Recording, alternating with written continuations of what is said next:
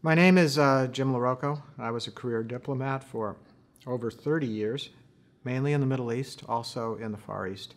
And then I served after that as working particularly on the Middle East for the next 10 years for the Department of Defense and as head of an international organization that kept the peace between Egypt and Israel.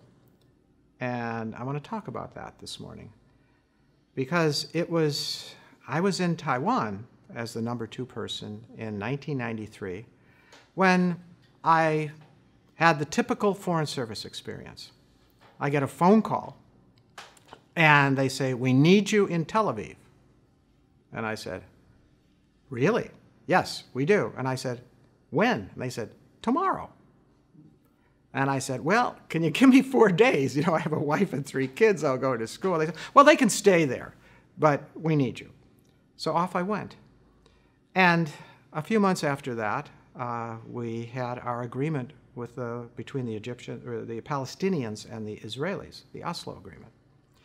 Now, I want to fast forward to the spring 2 years after that, in 1995. I had been the chargé for almost a year.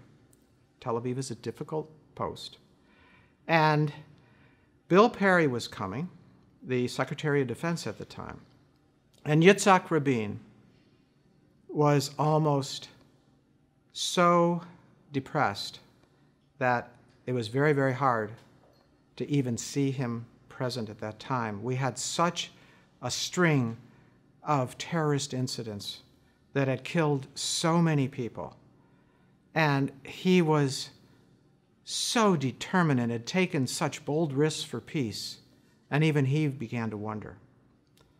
So I decided that I would host at the ambassador's residence, which I really wasn't living in, a dinner for Rabin and Bill Perry.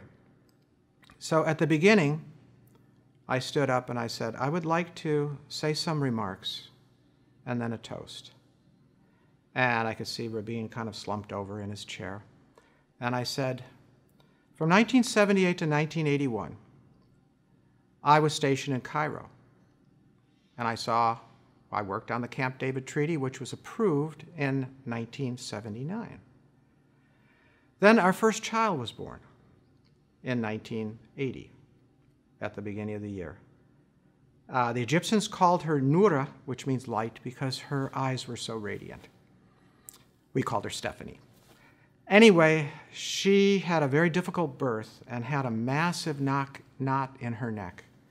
And as parents, for the first time, we were frantic. And we knew we couldn't fly her somewhere because she was days old. I had the most wonderful ambassador, Roy Atherton, and his wife, Betty. And they were so approachable, and I went to them, and they knew we had just had a baby, and I said, "What do we do?" And they said, "We'll take care of it." 2 hours later, he calls me back, and he says, "Jim, I called Sadat.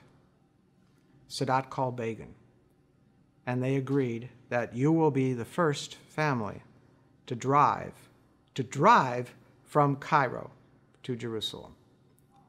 And there we were, a family of 3, sounds a little biblical, going the other direction though, going to Israel, and our little Fiat convertible. And we screamed across the Sinai with this big military convoy. Hard to keep up as our little thing is bouncing. And then we get to the border, and the convoy disappears, and there's 2 young soldiers standing there, smiling, an Egyptian and Israeli. And they said, in their broken accents, "We welcome the peace baby." And we went to Hadassah Hospital, and there was a wonderful doctor there. Israel at that time had more doctors per capita than any country of the world. His name was Dr. Ashkenazi, which of course all of the Israelis in the audience, including were being warmed. It's a great name if you know Judaism. And he was able, through therapy and no surgery, to remove that knot. And I then commented to the group, I said, you know, this is really what peace is all about. We were one of the first to enjoy the fruits of peace. It's when parents and children and grandparents and grandchildren can go to sleep at night without fear, have dreams and wake up and try to fulfill those dreams. And I said, this is why we must stay the course. And I said, let's all toast that we can help more families have the quiet miracle of a normal life. Started to walk back to my chair, and Rabin grabbed my arm, and he said, Jim, I really needed that. I will never, as long as I live, allow the enemies of peace to defeat us. He, of course, only 6 months later was assassinated. But I will never forget those words, and I believe all those who work for peace should really understand what this is all about. It's not a piece of paper. It's about normal people living their lives with hope and without fear.